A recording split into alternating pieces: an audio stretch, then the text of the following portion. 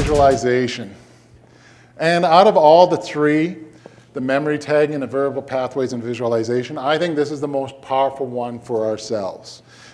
Because not only can we be more personally successful on our visualization process, but we're now going to discover why daydreaming is awesome.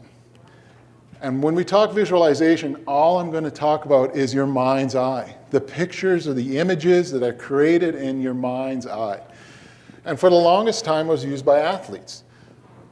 Coaches had no idea why it worked, but they realized that if their athlete visualized themselves playing successfully, the athlete got better. Not necessarily needing to do the sport itself, but just visualizing them playing.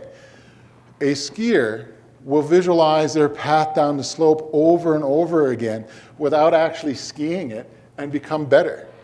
Race car drivers are notorious for visualizing every single turn on the track, when they're going to drop the clutch, when they're going to put the gas on, everything. And they run these tracks over and over again in their mind, and they become better. A good friend of mine is a mixed martial artist, and we went through visualization with him. I gave him this part of the presentation and told him how important it was, and we created a visualization process for his fights. And he's been decimating his opponents ever since.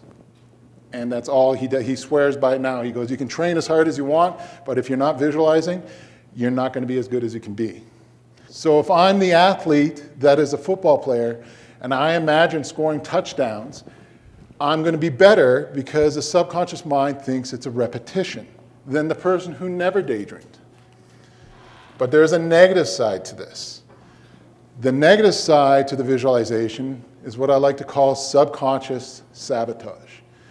If you can be better by visualizing yourself winning, the other side of that scale is you can be worse by visualizing yourself failing. And this would be the classic example. If I had this board here, let's say it's 12 feet long, 12 inches wide, and I put it on the floor, and I tell everyone, walk across the board. Easy, right? Visualization process is pretty successful. Now I put that board 200 feet in the air between two buildings. How easy is it now? The only thing that's changed is your visualization of success because of the height. The board's exactly the same. Physically, nothing's changed. So it shows you the moment that we start visualizing ourselves failing at something, you subconsciously trained yourself to fail. So from this point on, the moment you have 5 minutes in your life, instead of pulling out your phone while you're waiting in the line at the bank, daydream. But daydream successfully. Daydream on what you want to be really good at. Who here golfs? Then play a great game of golf. And it may make you feel way more relaxed waiting in line and bank if you're thinking about a good golf game, right? Anyone know who these people are? Mountain climbers. First two people to summit Everest. Before that, Everest was a killer mountain. Everybody said that mountain will kill you. Good visualization or bad visualization? Bad visualization. How many people died on Everest? Everybody who tried to summit. And then these two guys come along, and they do it. They summit the killer mountain. What happens after that?